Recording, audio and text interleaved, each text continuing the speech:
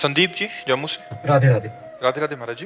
महाराज जी, जब हम दुखी होते हैं या हमारा खराब समय चल रहा होता है, जब हमारा आर्थिक या शारीरिक नुकसान होता है, तब हम अपने विश्वास को कैसे प्रभु पे बनाए रखें? आपने किसी के साथ गलत आचरण किया और हमारे यहाँ का कानून आपको बंदी बना के दंड दे रहा है, तो उसमें भगवान का क्या दोष है? हमने कर्म किया, उसका भोग भोग रहे हैं। ऐसे अनेक जन्मों से हमारे कर्म होते चले आ रहे हैं, तो उसमें भगवान का विश्वास अविश्वास थोड़ी। हम वो तो विधान है, वो तो कानून है। तो ऐसे भगवान भी कानून के अंतर्गत है। जो भगवान ने कानून बना दिया, उस कानून के अंतर्गत भगवान भी है। जैसे राष्ट्रपति हो या प्रधानमंत्री हो, हमारे भारतीय संविधान के विरुद्ध आचरण बन जाए तो उनको भी जेल जाना पड़ेगा, नहीं जाना पड़ेगा?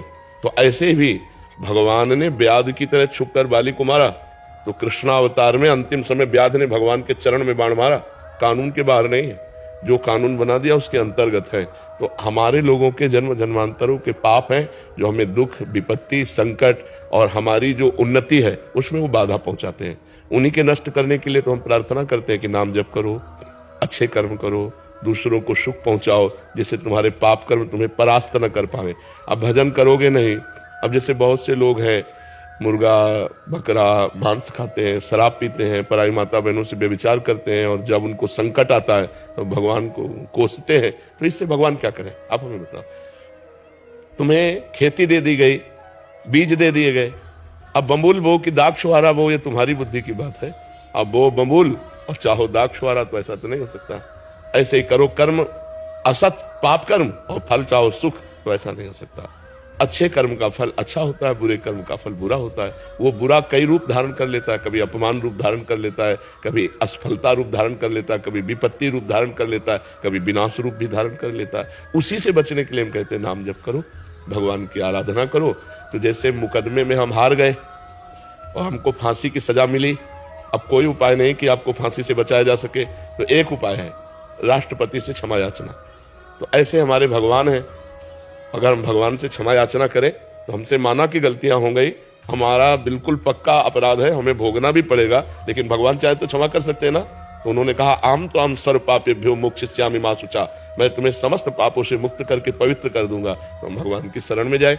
कुछ न कुछ हमसे पाप बनते रहते हैं, तो वो पाप हमें सता न पावे, हमें दुख न दे पावे, आगे हमसे पाप न बन पावे, ऐसी हमारी बुद्धि शुद्ध रहे। इसलिए हमें भगवान की शरण में जाना चाहिए, भगवान का नाम जप करना चाहिए और दूसरों का परोपकार करना चाहिए। परोपकार से हृदय बहुत जल्दी पवित्र होता है। अगर हम पशु पक्षी का भी परोपकार करने लगे तो हमारा हृदय बहुत जल्दी पवित्र हो जाएगा, निष्पाप हो जाएगा। समझ पा रहे हैं आप? इसमें भगवान को कोसने की जरूरत क्या है? भगवान का आपसे कोई दुश्मनी है क्या?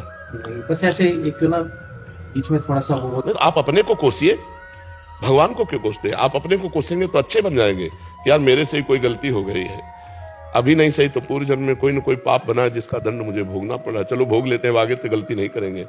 तो एक आत्मबल मिलेगा। आप पवित्र और भगवान को कोसोगे तो भगवान को आप कुछ भी करो तो भगवान तक पहुंच पाएगा क्या?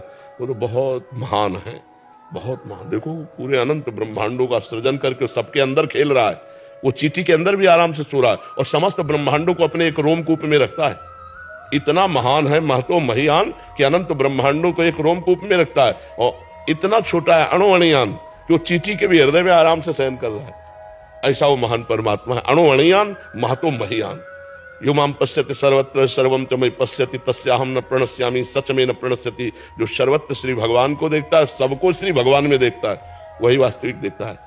सर्वत्र भगवान सबके हृदय में, और सब भगवान के हृदय में वास करते हैं। ऐसे भगवान को हम भला कोस करके क्या प्राप्त कर लेंगे? इसलिए उनकी शरण में जाएं, उनका नाम जप करें और अपने को कोशे कि हमसे कोई गलती हो गई है जिसका परिणाम मुझे दंड रूप में प्राप्त हो रहा है।